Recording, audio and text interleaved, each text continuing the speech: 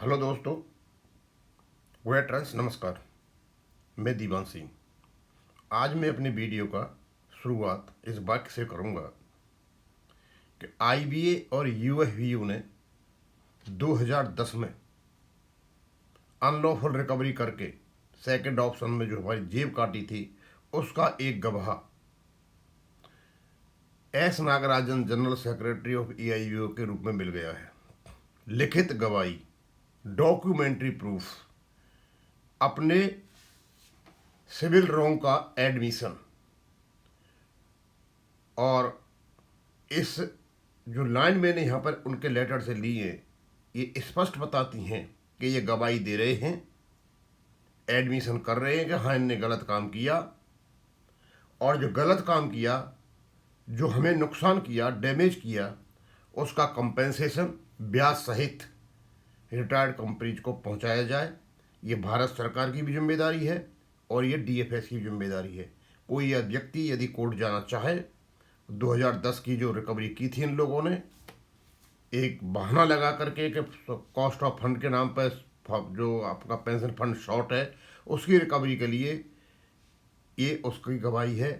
और आईबीए ने जो एफिडेविट में कहा था कि जो पेंशन फंड है it is made up of contribution by officers and employees, उसका भी एक गवाही है उसके खिलाफ ये, क्योंकि उससे नहीं बना हुआ है। और साथ में ये भी बताते हैं कि इस शॉर्टफॉल को ठीक करने के लिए रेगुलेशन में जो सब रेगुलेशन 7 है, 11 है, वो शॉर्टफॉल की प्रबंध करता है एक्चुअल कैलकुलेशन के बेस के आधार पर। तो हम ये देखते हैं क्योंकि ये बहुत बड़ा मैटर है।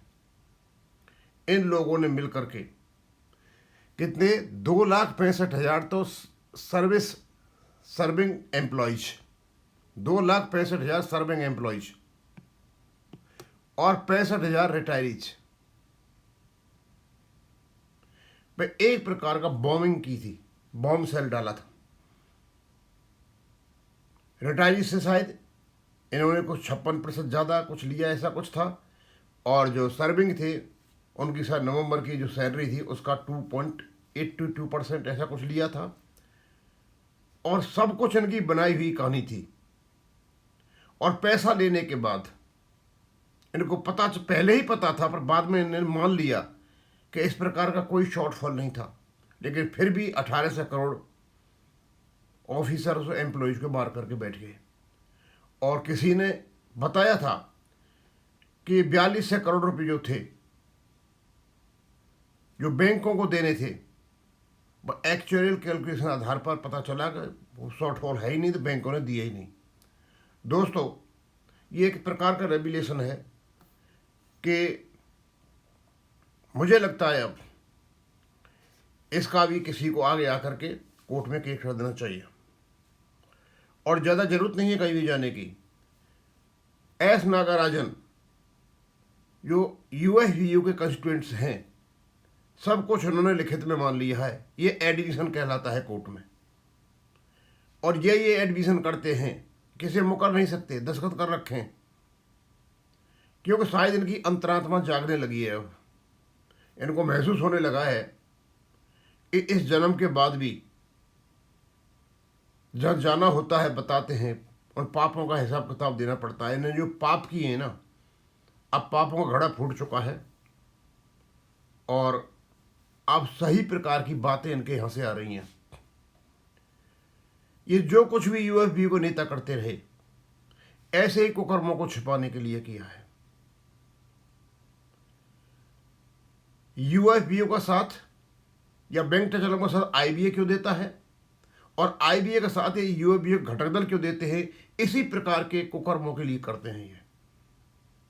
अब पता चला कि आईबीए वेंकटाचलम के 5 लाख रुपए जो इन्होंने फिलिस्तीन को दिए, दे नहीं सकते, क्यों उनके खिलाफ एक्शन नहीं ले रहा है? और भी सारी चीजें निकलेंगी। ये क्या क्या कुकर्म करके बैठे हुए हैं, सारी चीजों का पता चलेगा।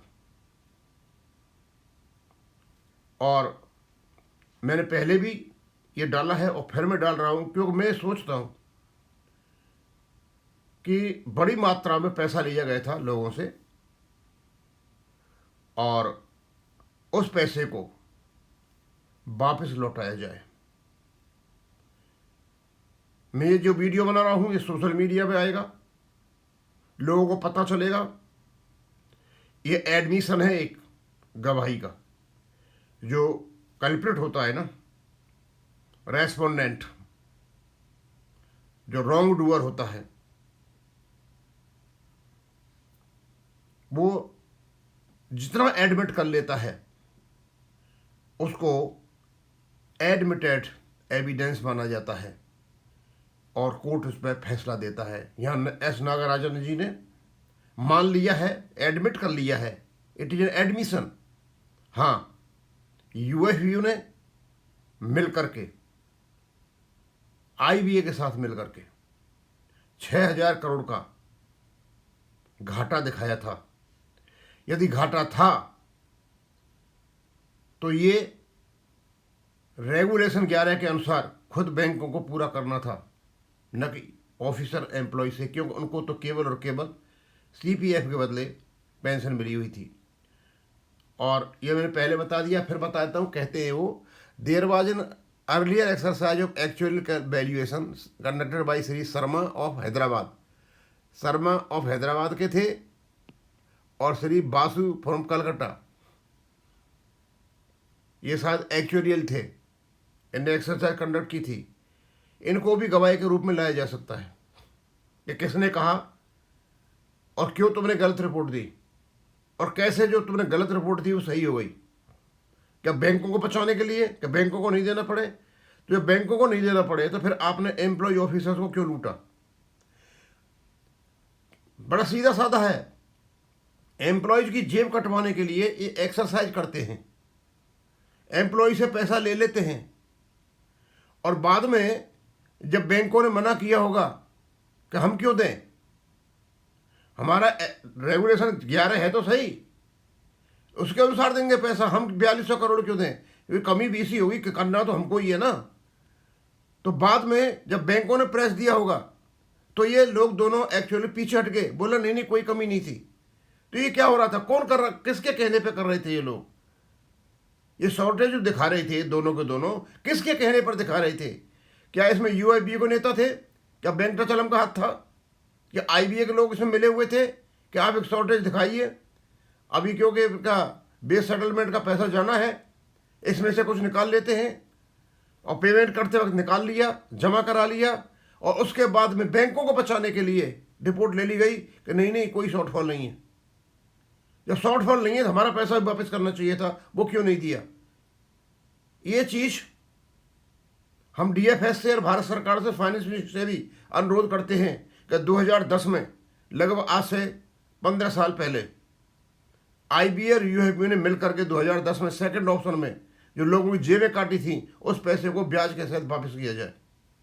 आगे तो कहते हैं इन विच 9 कंस्टिट्यूएंट्स, 9 के 9 यूएफबी के थे, वर ऑल्सो एंगेज्ड, वो भी शामिल थे। दोनों के दोनों ये एक्चुअरियल जो ये था, एक्चुअरियल के वैल्यूएशन में जो एक्चुअरीज लगे थे वो, और यूएफबी का 9 के 9 कंस्टिट्यूएंट ये भी एंगेज थे साथ में। इनको क्या इंटरेस्ट था?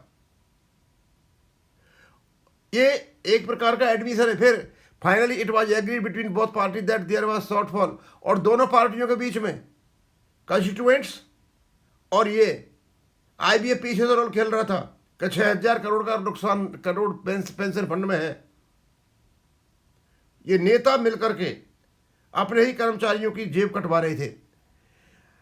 It was agreed mutually 4200 crore would be allocated to pension fund corpus by 1800 crore should be contributed by इतने सर्विंग एम्प्लॉय देंगे। और बाद में कहते हैं वो, to sum it up in our considered opinion as on 1/4/2010 there was no shortfall in the pension corpus, में कोई शॉर्टफॉल नहीं था। ये एडमिशन है, इतना ही काफी है। कोर्ट में जरूरत नहीं है, कोर्ट आदेश दे देगा, पैसा वापस किया जाए। उसके बाद यही बताते हैं क्लॉज 11 जो था वो पेंशन एक्चुअल बेसिस पे वो पेंशन इसका इंतजाम करता है। यहां सीधा सीधा एस नागराजन साहब ने माना है कि यूएफबीयू ने 2 एक्चुअरी से मिलकर के ये शॉर्टफॉल क्रिएट कराया था। इसका मतलब बैंकों का इसमें कोई हाथ नहीं था, आईबीए का कोई हाथ नहीं था, सारा का सारा खेल यूएफबीयू ने किया था। और जब बैंकों ने देने से मना कर दिया तो एक्चुअली से वापस रिपोर्ट ले ली हमें लुटवा के कि नहीं कोई शॉर्टफॉल नहीं है, तो बैंकों को बचा दिया, हमको लुटवा दिया। और ये लूट मचवाई यूएफबीयू के नेताओं ने। और यूएफबीयू के खिलाफ एस नागराजन की एक लिखित गवाही है। यदि एक कंस्टिट्यूएंट्स यूएफबीयू का मानता है हम वो नहीं था, तो सीधा सीधा मतलब वो नहीं था। और सारा का सारा यूएफबीयू एडमिट करता है, यस हमसे गलती हुई थी तो हमारा पैसा दिलाएं। और जो बैंक हमारा पैसा लेकर के बैठी हुई उस पैसे को भी बैंक दे। हम इस पर बहुत वीडियो बनाएंगे, हम भारत सरकार से अनुरोध करेंगे, हम कमल पार्टी से भी कहेंगे कि आप इसका एक वीडियो बनाएं और जिससे कि ये हमारा जो पैसा इन लोगों ने काटा है वापस मिल सके। अब यही खत्म करूंगा। थैंक यू, धन्यवाद।